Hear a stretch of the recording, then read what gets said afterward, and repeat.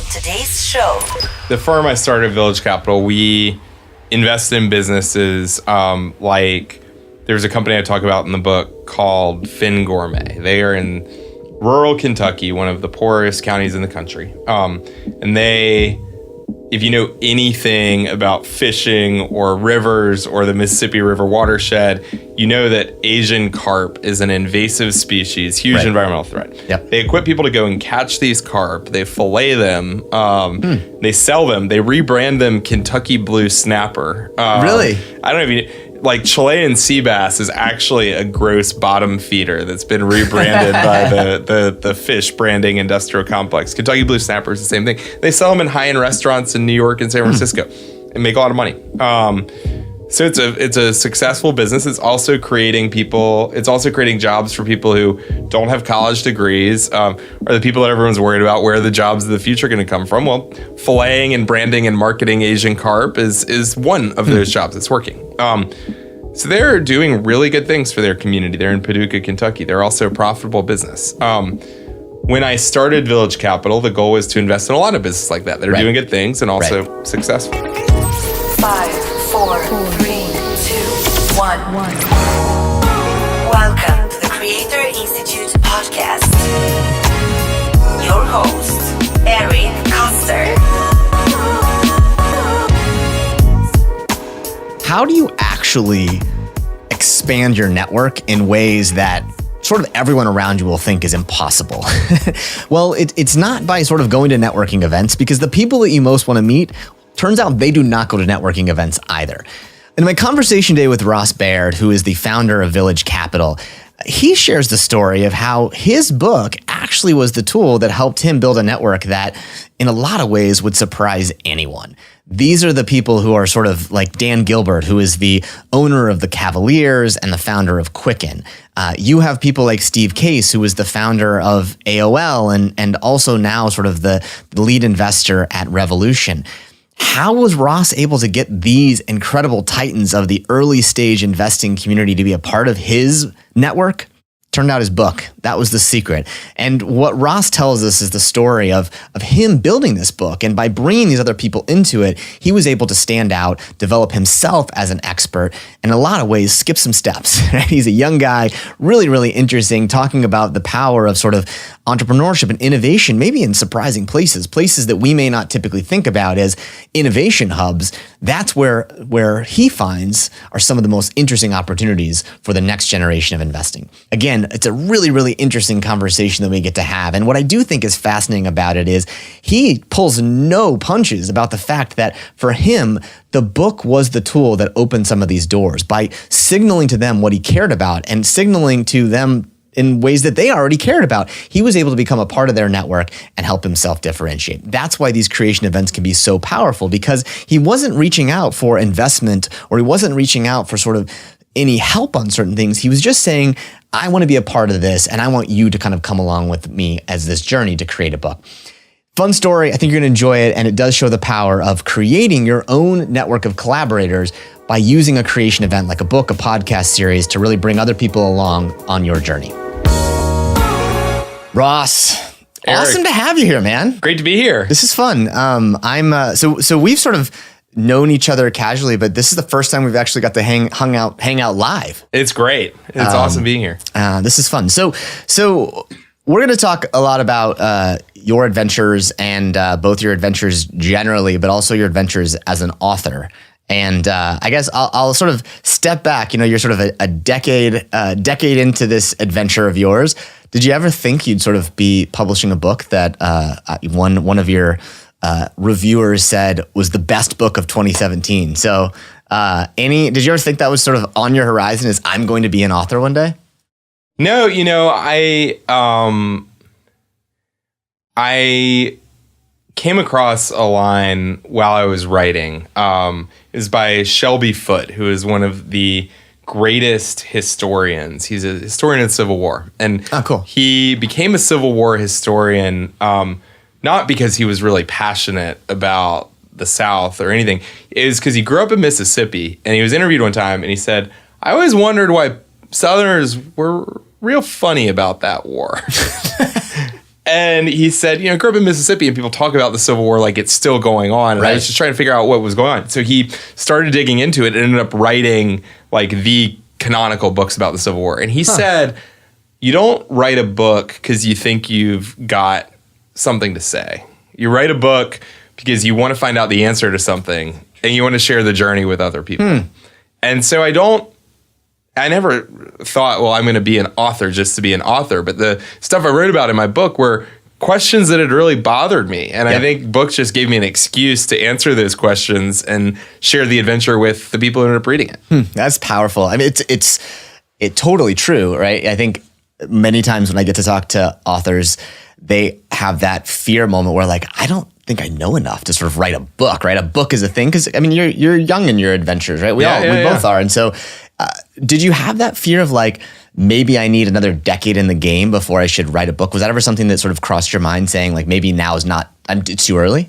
I mean, when I go back and look at the initial, I did a kind of an initial outline. When I go back and look at what I thought I was going to write about and then what the book ended up looked like, I learned so much just writing it. And I think writing a book makes you be really make your arguments with a lot of integrity. You can't, I can shoot off, a half-formed opinion here with you, and it doesn't matter. Well, it matters. I would, I'm going to hold you to this, and we're going to have bets about it down the road. But we can just make stuff up here. Right. But if you're going to put something in print, you have to make sure you know what you're talking about. And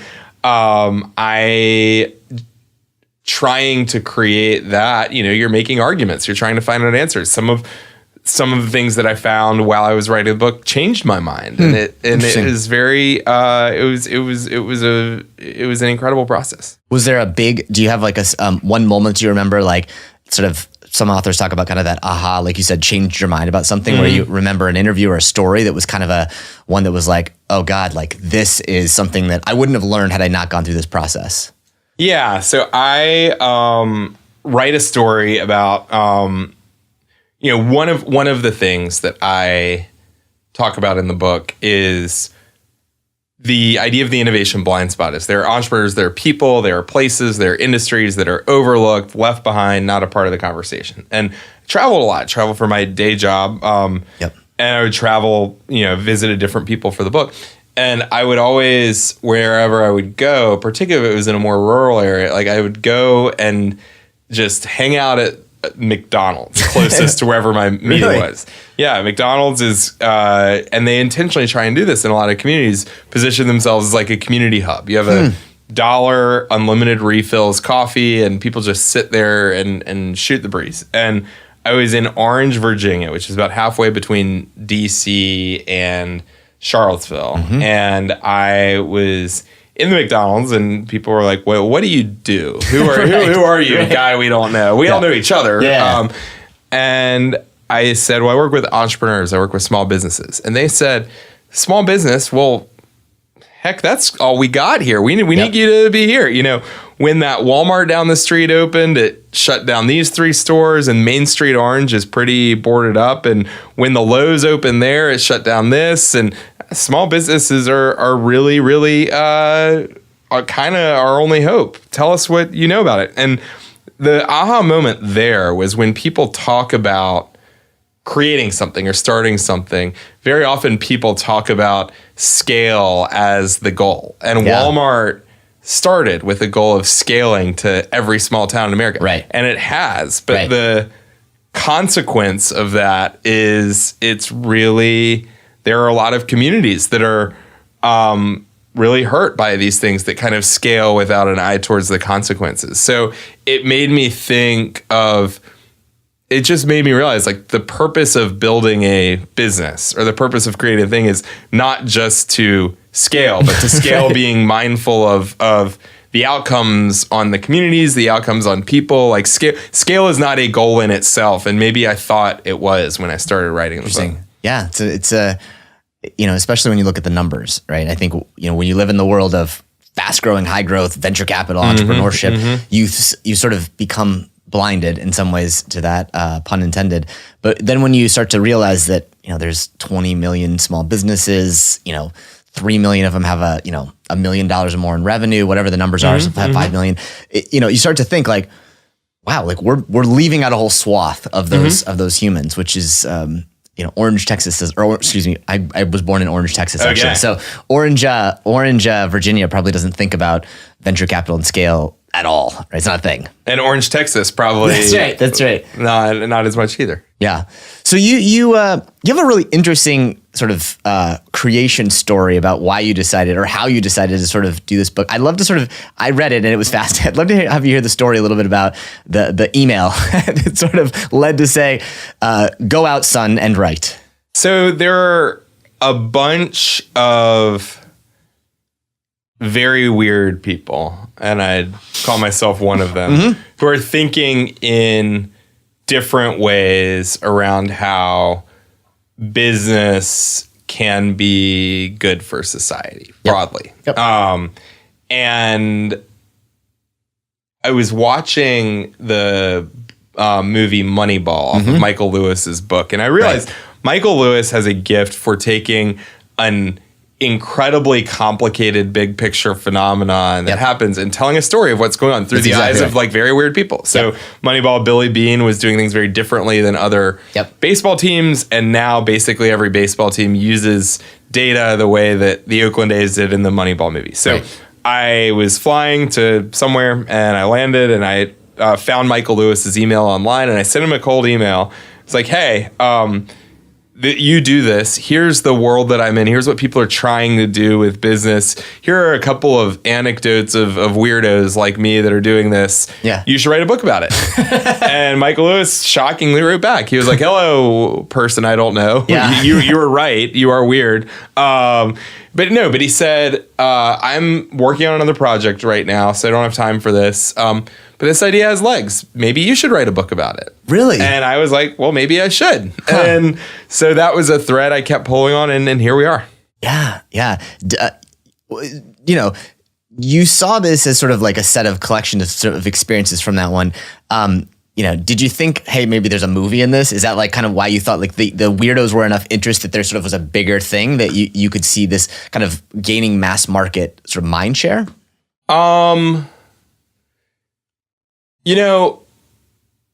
If you look at big trends, I think that 90% of millennials care more about the purpose of their job than their paycheck. 2/3 of millennials care more about what money is doing, good or bad, than whatever the quarterly earnings statement says. There is a major battle going on, I think, for the real soul of the market. There are a lot of people who say the purpose of a firm is to maximize quarterly earnings, and we don't really care what happens outside of that. That's not our job. And there are a lot of people who think very differently. And so I don't know. I mean, there is a mega battle for the soul of capitalism going on right now, and I don't think I'm gifted enough to take that into a movie, but there are characters, there are protagonists, there are enemies, there's conflict. Like there's more gifted, whether it's Michael Lewis or Aaron Sorkin or something, a more gifted person than me could tell a really compelling story about what's going on in the global economy right now.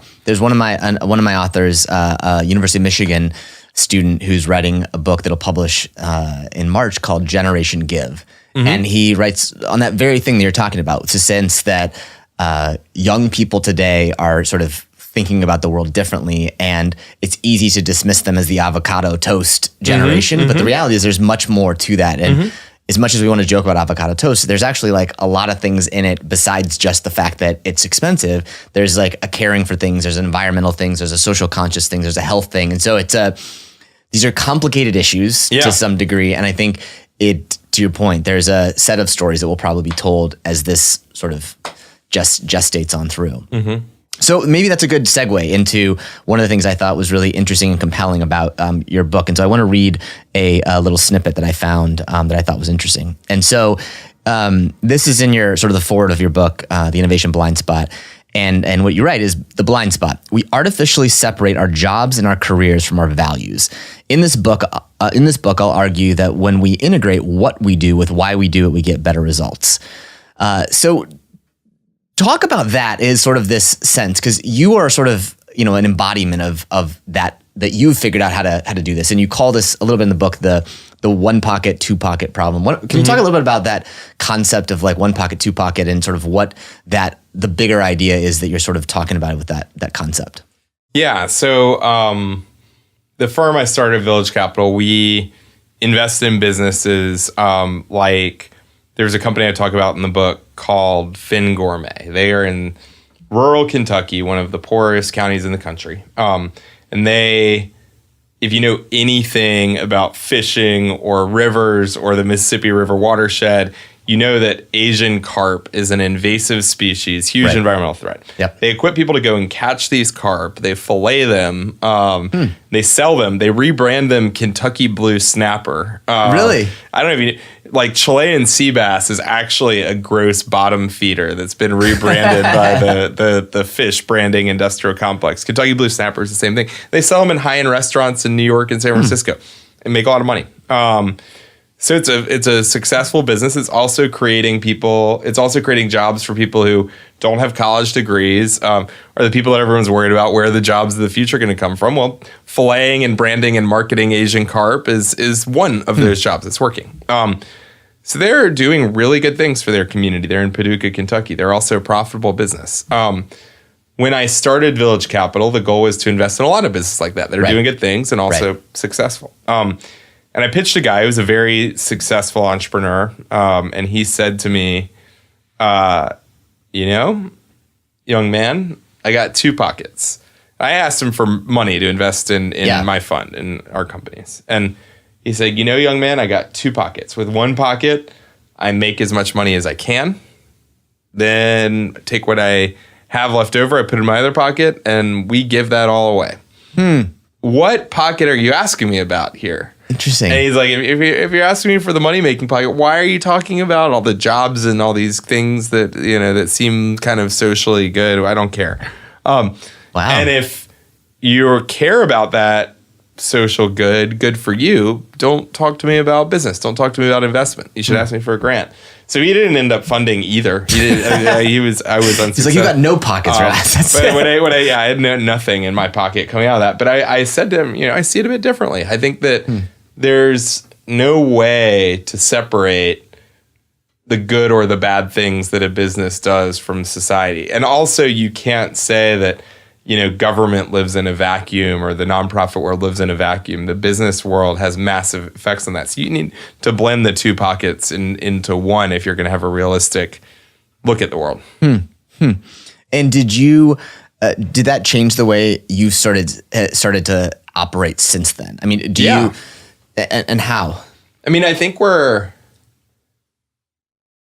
people are binary thinkers. Like either this is good for business or it's not, or this is a nice thing to do or it's not. And I think that it's so much more complicated to hold two ideas in your mind at the same time. But to say with everything we do, we need to consider what are the business outcomes, what are the non-business outcomes, and those are considerations we make at the same time. I think that is very much how I think. And it's, it's really, really complicated. So Village Capital, the organization I founded, has a nonprofit that does things that are really important and not as monetizable. We have an investment fund that makes investments and it's purely for profit. And so sometimes it means you need to create weird structures so different things can live in different places. That's super complicated, but it's that one of the things I talk a lot about in the book is when we talk about innovation, a lot of people talk about what the next big thing is, like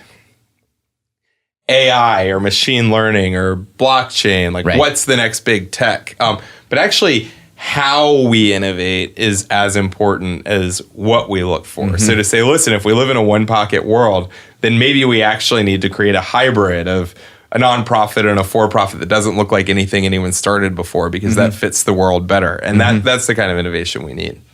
And so in some ways it's maybe not, one shouldn't be surprised that Steve Case, who writes the foreword in your book, is sort of a fan of this, because I think he's sort of doing things that I would say are pretty one pocket. In some ways he's using different entities, the Case Foundation, the sort of Revolution and Rise of West. What is your thought on is sort of that effort, which to for those that don't know, Steve has really taken this battle of rise of the rest. You talk about this, the pockets of business opportunities, innovation opportunities outside of the big three innovation hubs.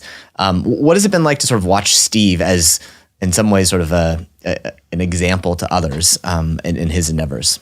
Yeah. So, if Steve were here, he would say that he would tell you, because he tells anyone, he's like a modern day Johnny Appleseed crossing the country, coming up with a different vision for how the world should be, and scattering seeds to anyone who listen. And so Steve would say 78% of venture capital startup investment goes to 3 states: New York, Massachusetts, California. One of the things that I learned when I was writing the book, a lot of people would say, well, that's, economics, free market, money flows to its best uses.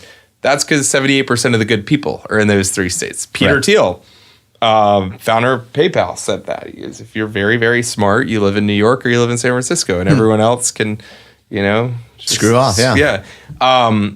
But if you look into it, the companies that are not in those 3 states that have made money as startups are making as much money as companies that are in those 3 states. But you buy in, you make your investment at half the price. So basically what it means is the great companies are rising everywhere, and there's about a 50% undervaluing of companies in the middle of the country. So Steve's argument about reshuffling venture capital is very much a one-pocket argument. He's saying it's not just the right thing to do, but it is. We have massive inequality in society, and it's really important to create a more level playing field. You're also very stupid if you don't do this, because you're paying double what you could be paying to invest in a great company. So making both of those arguments together is really important. Yeah, that's fast. Did you sort of know his model as you're writing the book? Was it something that you kind of were like saying, I see this Steve as an example and other people as an example? Like, did you gather this set of people that were kind of, you were modeling what you were doing out there? Yeah, I mean, there are a lot of people, and Steve has been an amazing mentor and friend of mine. And he launched a bus tour around this Rise of the Rest idea, and I've traveled with him on almost every bus tour. And so a lot of the insights in the book came from going to 20 cities and spending lots of time there. But there's another. You didn't actually sleep on the bus, did you?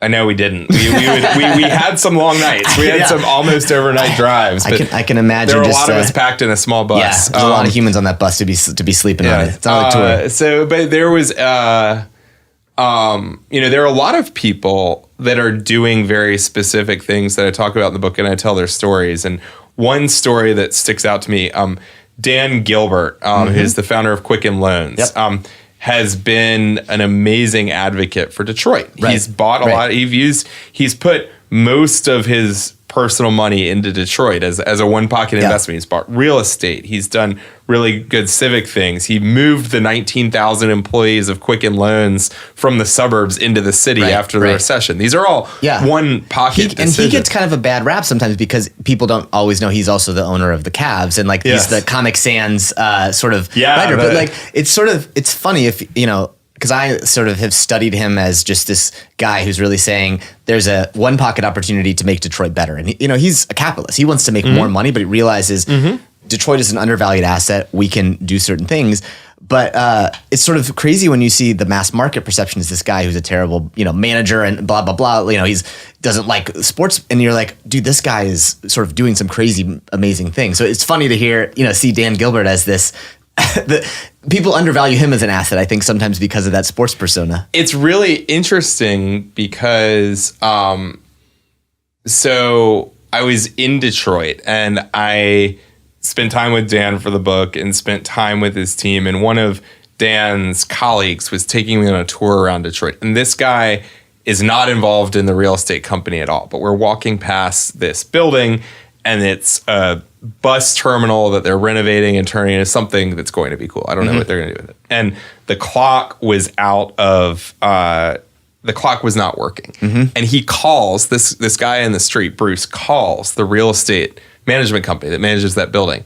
And he says, you need to fix the clock. And I said, what was that? He goes, well, you're from Detroit. We don't want you coming to town and saying, Detroit is so backwards. Like, this bankrupt city has clocks that don't work. Like, all of those little details. I was like, well, it's not, you don't work for the real estate company. Why did you do that? And he said that, Dan has this mantra, we are the they. When you're trying to improve something, people will very often say, well, they should do something about it. They really should fix that clock. Right. But you are the they in your class, in your community, in your dorm, in your apartment building, when you go home. Like, if you say they should do that, you can be they. And so one of the things that you notice about the family of companies in the ecosystem that Dan is operating within is there's this intentional culture of, I am responsible for the ultimate success, however I am. One of the things that I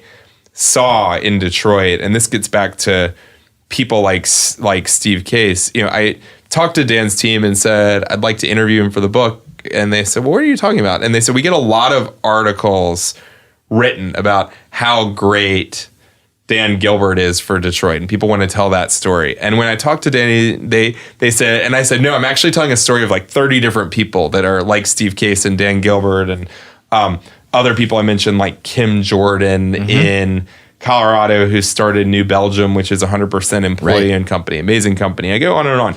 And they're like, oh, that's really interesting and Dan said, I don't want your takeaway from Detroit to be Dan's doing something amazing. I want the takeaway to be there are lots of people like Dan that are doing amazing things in their own community. And what that looks like with a beer company in Colorado is different than downtown Detroit, is different than venture capital in DC. And so there's a body of work of lots of people like Kim and Dan and Steve that are all solving the same problem, which I think is illuminating the blind spots in our society, and all doing it in different ways. It's kind of amazing to hear you speak about it too. I mean, it's sort of you almost sort of undersell this, but it was sort of an excuse for you to meet and hang out with some pretty amazing people, right? I mean, Steve is busy, Dan's busy. I'm sure all these people are super busy, but when you come to them saying, listen, I've got a new way to talk about it, did you realize that this would sort of change your stature in some ways in these sort of circles at all? Or was that sort of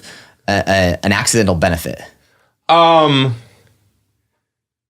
I think it was an accidental benefit. I think that people were more interested in the story than I thought they would be. Yeah. If I were a college student and I were writing a book, I would make a list of who are all the interesting people that I'd love to spend 15 minutes with. Right. And I would ask to interview him for the book, Yeah. even if only to get an excuse. Right. I would say that people were incredibly excited about the idea of what I was doing and were very generous with their time. But I would say almost to a T, one of the most common questions I would get asked by very busy people, people who run big companies, was, who else have you interviewed? What else are you learning out there? Like the people that you're interviewing are going to be as interested in what you're seeing out there as they will be pontificating about what they know. Actually, so the guy, so at the top of this, Will McDonald was, interviewing. His book is about sort of millennials have a distrust of the market, and so they're investing in alternative assets. And so he's doing a new version of it that includes Bitcoin, a bigger talk, surprise, on Bitcoin. But he said sort of something similar when he went out to interview, and he was interviewing at a venture capital firm. And they asked him, well, I wrote a book. And they're like, well, who did you interview? And he's like, well, I interviewed the founder of SoFi and the founder of Prosper. They're like, wait a second here. Like, we want you because you figured out how to get in touch with those people, right? Like, so it's a funny little thing about how these sorts of, the book can be a way to sort of validate your network in a little weird kind of a way. And people want to be a part of it. And, it's a powerful thing. It's very cool. So I want to talk a little bit about, your book has, sort of this concept written from the lens of investor, and you're an investor, but there's a sort of a bigger play here a little bit that you kind of hint at a little bit of, that humans in general should be looking for these one pocket opportunities and thinking about these sorts of things. And, a lot of the folks that take my class and live my life sort of see their lives as this sort of common thing. I'm going to go get a job at whoever pays me the most, and then one day I'll be able to do the thing I really want to do. What is sort of your insight a little bit about finding those one pocket opportunities for people? How do you advise people who hear this like, this is awesome, what do I do? So if you're a student at Georgetown, I would bet that your life has been pretty linear to this date. Like you need to take these classes in high school, you need to take these tests, you need to get this score. It's probably every single college student, honestly. Like I think everyone's life is almost linear, when you're, you basically have step by step along the way. And then you can go to Georgetown. Right. And then you go to Georgetown and you've made it. Yep. And then you come here and you have this like, oh my goodness, like I have been pushing for years. Right. And I won. I got into a really good school. Yeah. I accomplished what I was hoping for. And then you say, well, what's next? And all you know how to do is follow a linear rewards path. And companies, banks, consulting firms, blue chip companies know this. And they come to you on campus fall of your junior year and they say, if you are good, you will be lucky enough to get an internship with us. And then you stay here. And that's like the default next thing. And I would say that, I'm in my early 30s and my peer group is full of people that have been doing the next logical thing for a very long period of time and are starting to realize there's a point where the path runs out. You get like a knock. Ross, I got to talk to you. I'm unhappy and you look really like you're doing interesting stuff. How do I change my life? Yeah. And every job that we post at Village Capital, we have scores of consultants and investment bankers that say, like, I have now decided that it is time for me to use these skills that I have. Yes. And shouldn't you value this one pocket thing? Because now that I want to do the other pocket, it's sort of this like jumping from, and they still probably see the world as a, I still want to thinking of this as now I'm moving into my next phase. Yeah. And I would say, first of all, for the really interesting jobs, the people who have followed the linear path almost never get hired for them. Yep. And the move from I'm doing this job that pays me the most into the finally interesting thing rarely happens. Because the people who end up being successful have these diversity of experiences. And so I was choosing between a job at a very famous company that lots of Georgetown students go and work for, and a startup. Rhymes with Moldman Max. No, but same. Exactly. Like that's the right category. And a startup in India where I knew something about the subject matter of the company. It was an education startup, but I had never lived in India. Oh, really? And but it was a startup and they were kind of freewheeling, but I had an amazing boss. And I would say if you're a student at Georgetown or in college, who you work with, like literally the people you work with early in your career is so much more important than what you do. Yeah. You might go to Goldman Sachs and have an amazing coworker, an amazing manager, and that'll be really good. But that's not a given. And so this guy had started this company in India and he offered me a job and he said, I just want you to come to India. And my job description was literally something like, come to India and we'll do stuff. We'll figure it out when we get there. I hope you like curry. and we got there and we figured out there was a very clear need for sales and business development. And I did that for over a year. And it was a trajectory changer for me. It was really helpful to the company. But being willing to have a kind of, you talk about the creation event that sets people in a different. That's right. I started with the company when it was fewer than 5 people. It was 40 years. Wow. And, I developed and created a sales strategy for a company that was very new. And I think that those opportunities to create rather than consult or advise early in your career are so important and such a game changer. Yeah, creating a PowerPoint deck usually doesn't count. Creating a PowerPoint deck, But it's interesting because we the advisory professions like consulting or law or investment banking are not bad. We need them, but I've also found that people who are in the advisory professions tend to be better at them if they have created something themselves. It's interesting, isn't it? Yeah. So my wife is a consultant, and she's a very good one. And she's helping her consulting firm start up a new initiative.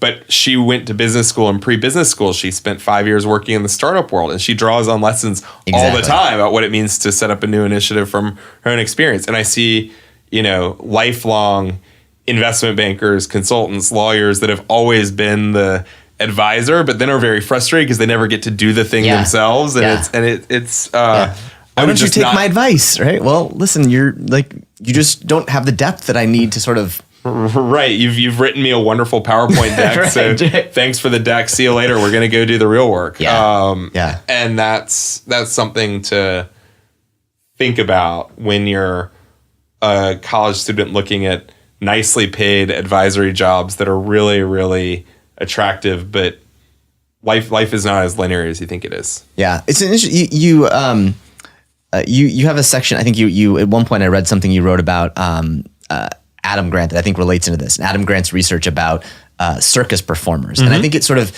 in some ways fits into this, right? If you really want to, you want to learn something about an industry, actually go in the industry as opposed to looking outside of the industry. So maybe talk about the story I tell is Adam Grant in his book Originals talks about research that this professor named Justin Berg did around very often the best predictors of new ideas are practitioners themselves. So in the investment world, we have, we have these investment committees. Think of the people at Shark Tank. They're experts. They have been there.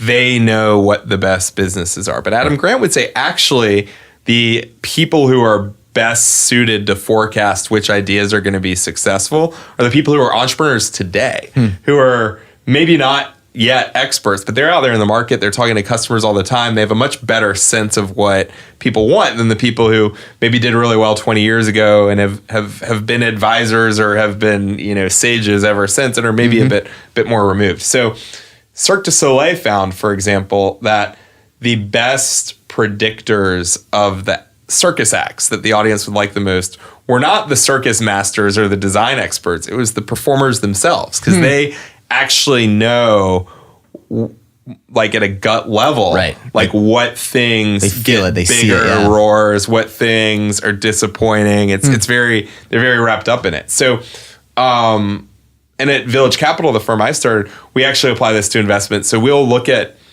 a dozen entrepreneurs in a sector like education in the US or something like that. We'll actually have the entrepreneurs building businesses evaluate each other, and our investments will be directed by who the entrepreneurs pick. Interesting. The lesson, I think, is it's very, very hard, I think, to know what is going to be successful in a particular industry or place, unless you yourself have had a creation event in that. Because you learn more from taking nothing and creating something than you could watching other people create all day long. Well, in some ways, your own journey sort of lines up with that, right? If you think about this book experience of spending a couple years diving in, learning from all these smart people, you could have probably continue to sort of do these things. But that fact of learning from, all these other practitioners and summarizing this as a book, I'm sure you probably cut off a bunch of mistakes that you could have made along the way. Totally. And also I would say, just looking at these students' books, like I think having written a book and put it out there and marketed it and sold it, and some things worked and some things didn't, I think I'm much better suited now to tell you which of these books would do well or not if they tried to become a best-selling book, than if I had never written a book but had spent my life working for a publishing house. Yeah, you would know how to invest in which of these books which bets you make. I mean, there are a few of these I'm like, man, that is really really special. Yeah, that's really cool. That's really fun. Awesome. Well, this is great. This is super interesting, and I love to do it. And Village Capital, I think, doing some really cool things too that we sort of touched on a little bit. But I think it's neat to see you practicing what you preach. And I'm sure in some ways it's, iron sharpens iron. So as you write this book and think about it, I'm sure it has gotten tighter and more exciting to sort of what's ahead. So it's pretty cool to see. Awesome. This is great. You're welcome.